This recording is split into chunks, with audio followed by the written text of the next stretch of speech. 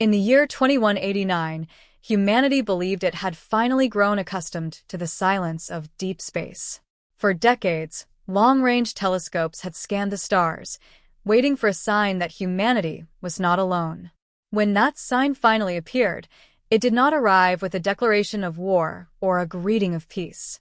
It arrived quietly, hidden in the static between distant signals. Commander Elias Vance was the first human officer assigned to investigate it. From the bridge of the Earth Defense Fleet cruiser Aegis, he watched the dark stretch of space through the observation screen. Elias had served in the fleet for 20 years, long enough to know that the universe rarely behaved the way humans expected. He carried himself with the calm of a man who had seen too many missions go wrong to assume anything would go right.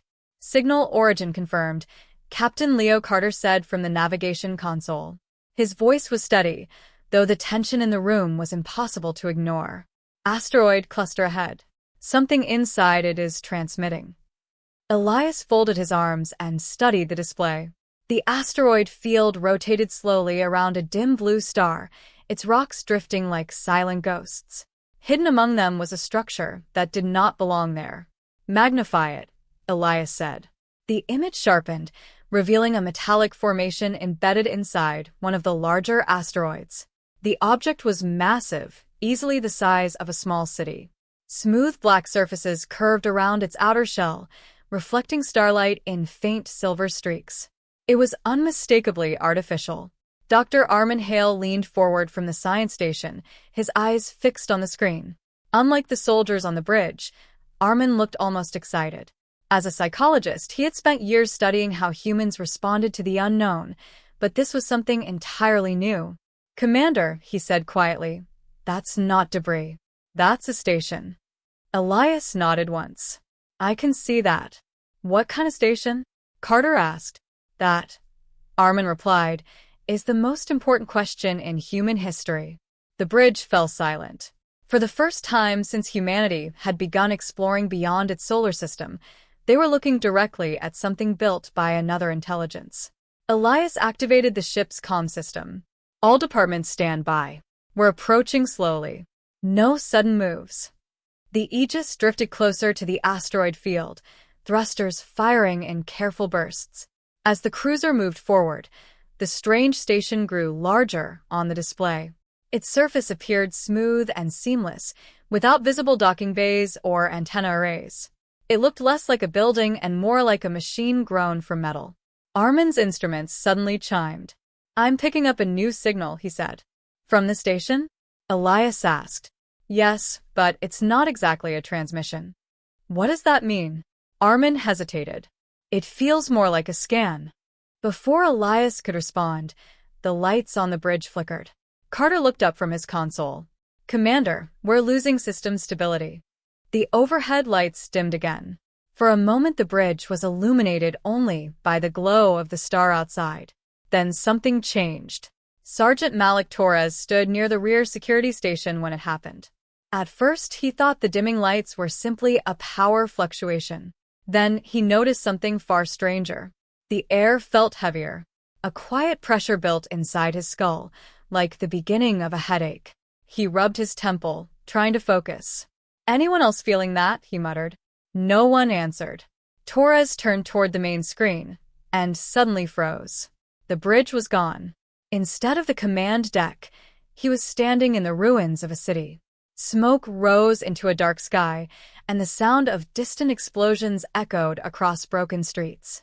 Buildings burned on every side. Torres stared in disbelief. He knew this place. It was his home district on Earth. Or, at least it had been. In the vision before him, the neighborhood had been reduced to rubble. Fires spread across the shattered skyline, and somewhere in the distance he heard the terrified cries of civilians. Torres clenched his fists. "This isn't real," he whispered. Across the bridge, other crew members were experiencing their own visions. Captain Carter suddenly gripped the edge of his console, his breathing sharp and uneven. On a screen, the image of the asteroid station had been replaced by something else entirely, a fleet of alien ships descending toward Earth, their weapons blazing across the planet's atmosphere.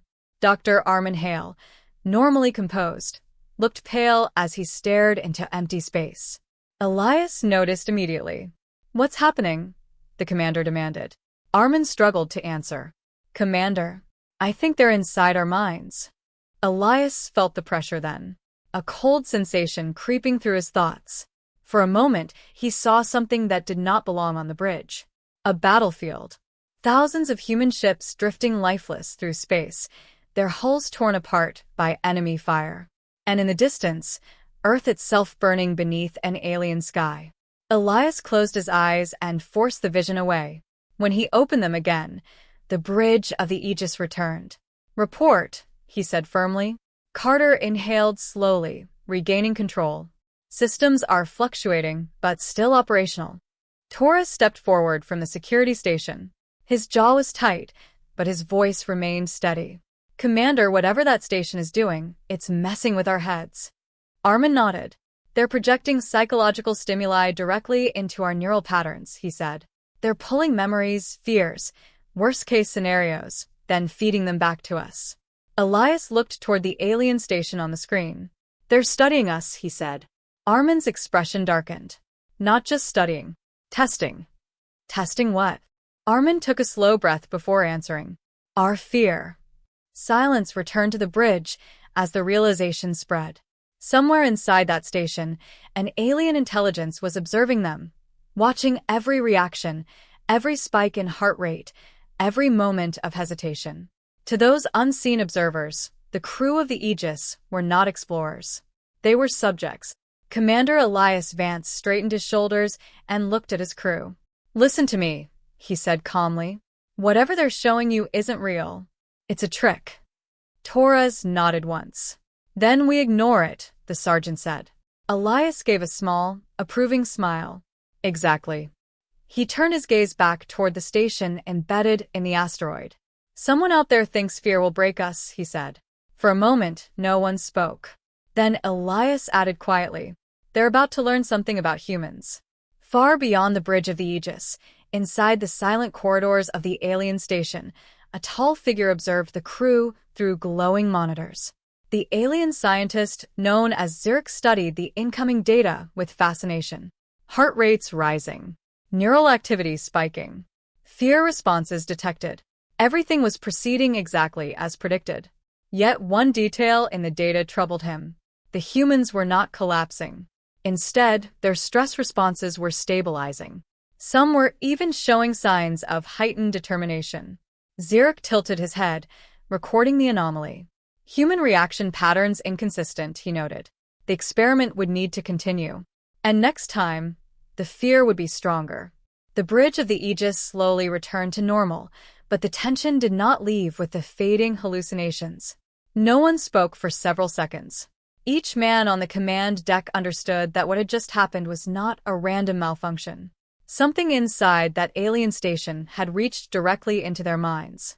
Commander Elias Vance remained standing at the center of the bridge, his eyes locked on the dark structure embedded within the asteroid. "They're watching us," he said quietly.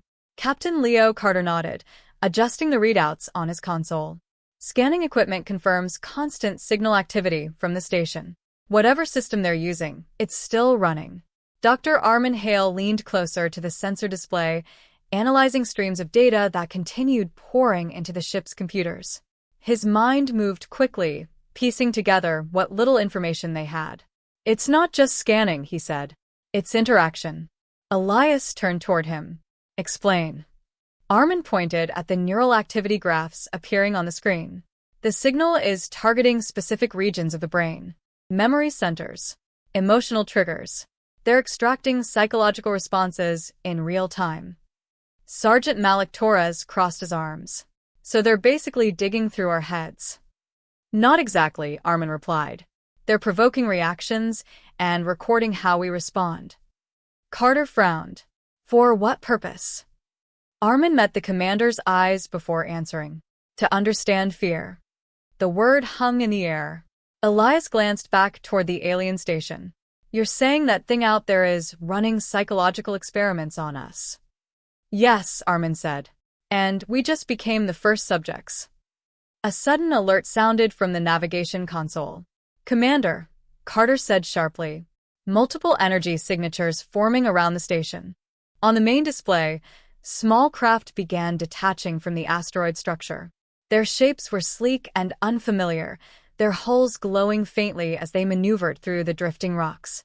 Elias studied their movement patterns. They're not attacking, he observed. Torres narrowed his eyes. Then what are they doing? Armin examined the signal fluctuations again. They're increasing transmission strength, he said slowly. Almost immediately, the pressure returned.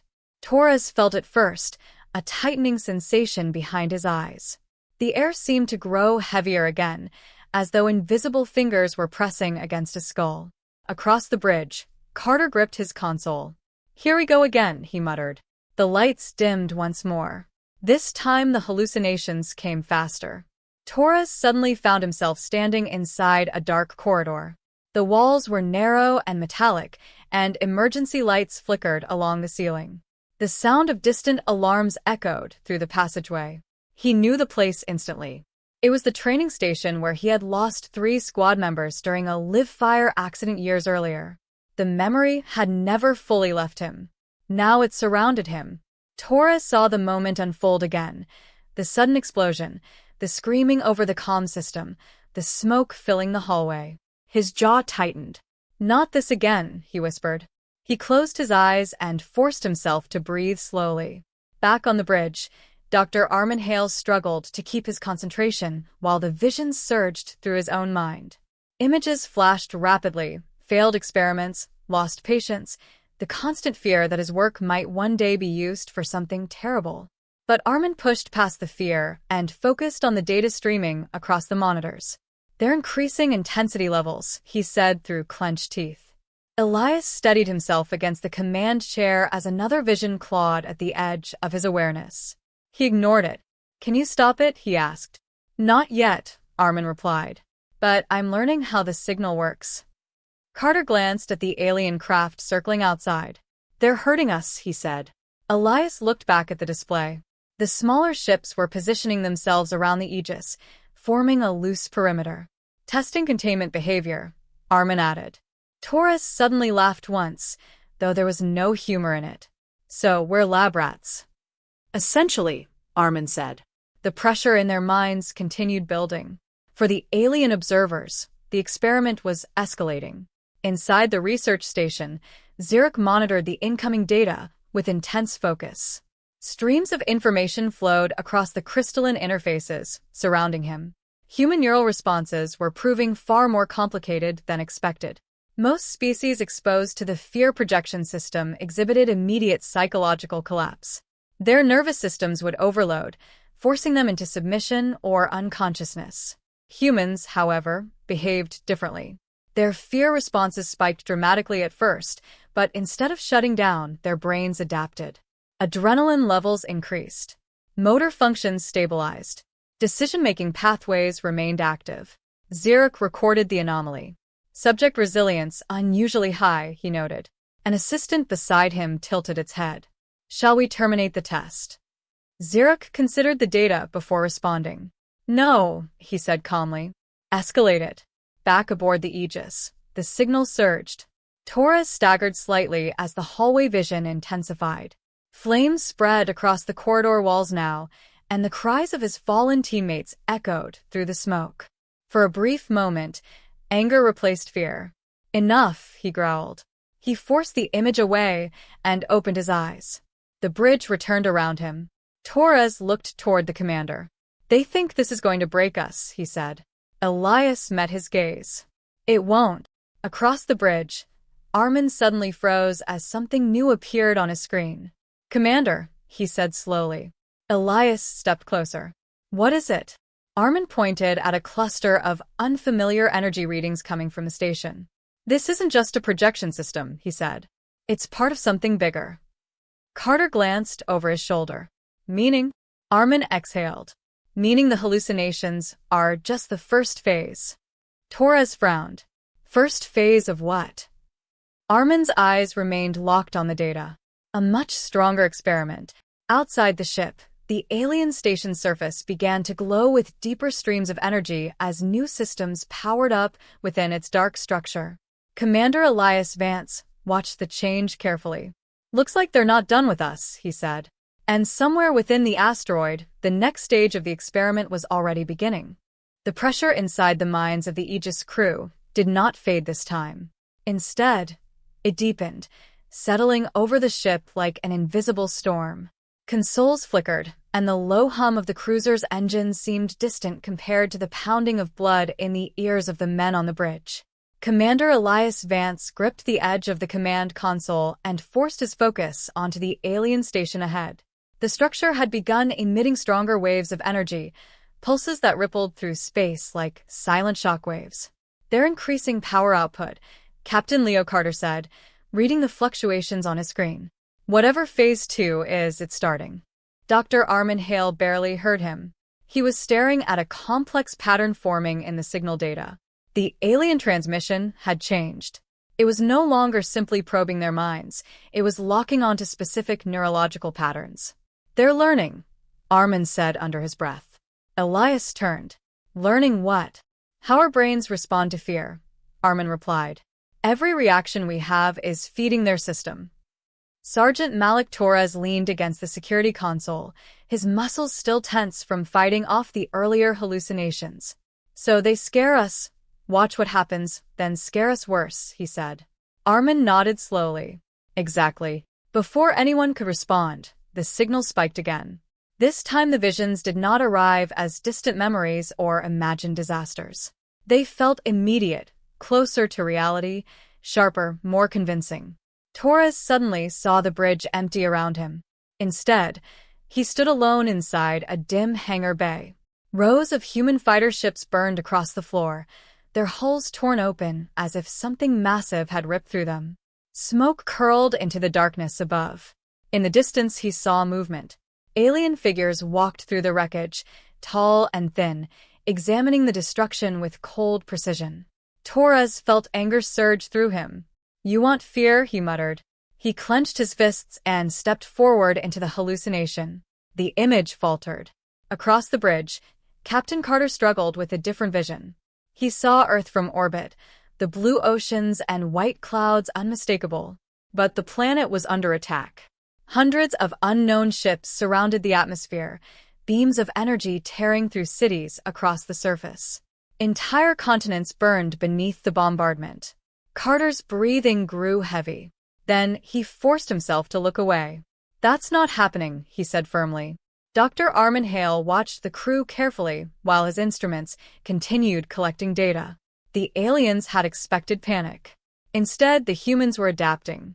Their fear responses still appeared in the neural readings, but something else appeared alongside them: determination.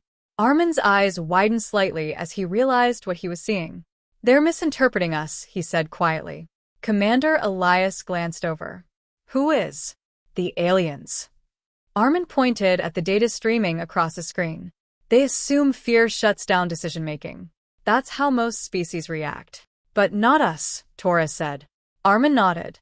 "For humans, fear activates survival instincts. It sharpens focus." Carter gave a short laugh. "So, the more they push, the harder we push back." "Exactly." Outside the Aegis, the alien drones circling the cruiser moved closer. Their sleek forms glided silently through the asteroid field, positioning themselves with careful precision. "They're tightening the perimeter," Carter reported. Elias studied the tactical display. "They're confident," he said. Inside the alien research station, Xylar watched the human responses with increasing fascination. His long fingers moved across the control interface as streams of neural data scrolled across the crystalline panels. Fear stimulus levels increased by 30%, one assistant reported. Xylar studied the results. Human heart rates elevated. Adrenaline responses surged. Yet cognitive function remained stable. In some cases, performance improved. He leaned closer to the data. "Remarkable," he said softly. "Most species would already be incapacitated by this level of psychological pressure. Humans were still functioning. More than that, they were resisting." Xylar considered the implications carefully. "Escalation required," he concluded. Back aboard the Aegis, Dr. Armin suddenly noticed something unusual hidden within the alien signal. At first it appeared as a faint pattern buried beneath the main transmission. But as he filtered the data further, the structure of the system became clearer. It was not simply projecting fear. It was also recording it. Every response, every spike in brain activity, every moment of hesitation was being catalogued. "Commander," Armin said. Elias stepped beside him. "What did you find?" Armin highlighted a section of the signal architecture. "This machine is designed to map psychological weaknesses." Elias frowned. "Meaning?" "The aliens are building a weapon," Armin said. "One that can target fear directly." Torres looked up sharply. "You mean they could use this against entire populations?" "Yes." Carter stared at the alien station through the forward viewport. "Imagine that thing pointed at a planet," he said quietly. The realization settled heavily over the bridge. If the Dominion perfected this technology, they would not need fleets or armies to conquer civilizations. Fear alone could break them. Commander Elias Vance straightened slowly. "Then we can't let them finish this experiment," he said. Torres gave a sharp nod. "Finally, something I can agree with." Armin hesitated before speaking again. "There may be a way to fight back." Elias turned to him. "How?" Armin pointed again to the signal structure. "The system reads neural activity, but it also transmits patterns back into the brain." Carter frowned. "We already figured that part out." "Yes," Armin said, "but the signal works both directions." The meaning dawned slowly on the others. Torres leaned forward. "You're saying we could send something back through it?" Armin nodded. "If we can access the transmission channel, we might be able to feed data into their system." Elias understood immediately. "You want to reverse the experiment?" "Exactly." For the first time since encountering the station, a faint smile appeared on the commander's face. Outside the ship, the alien drones tightened their formation, confident that their test subjects remained trapped within the growing field of psychological pressure. Inside the Aegis, however, the humans were beginning to form a different plan. Commander Elias Vance looked at the alien station one more time. "They want to study fear," he said. Torres cracked his knuckles slowly. "Maybe it's time they experience it." Dr. Armin Hale turned back to his console and began working quickly. If his theory was correct, the Dominion's most powerful psychological weapon might have a flaw. And if humans could exploit that flaw, the experiment would no longer belong to the aliens. It would belong to them. The bridge of the Aegis grew quieter as Dr. Armin Hale worked. His fingers moved quickly across the console, filtering streams of alien code that flowed through the ship's sensors.